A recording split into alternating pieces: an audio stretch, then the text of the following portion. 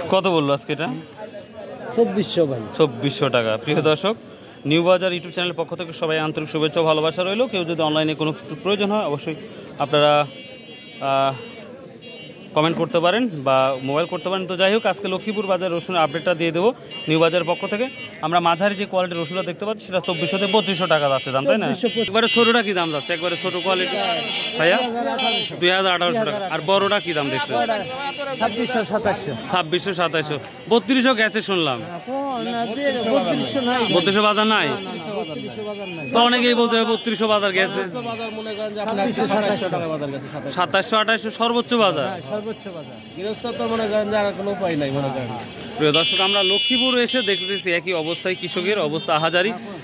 এইভাবে থাকলে তো আপনার প্রচুর টাকা লস যাবে।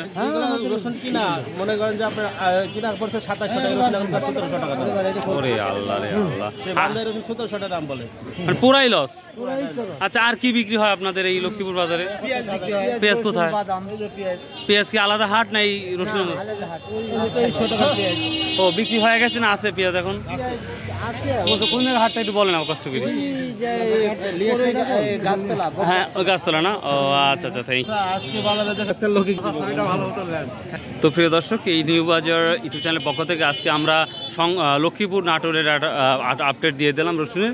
তো এই ছিল মোটামুটি আজকে লক্ষ্মীপুরের রসুনের বাজারের আপডেট। সো আল্লাহ হাফেজ, আসসালামু আলাইকুম। আর প্লিজ ভাই চ্যানেলটা সাবস্ক্রাইব করে দেবেন।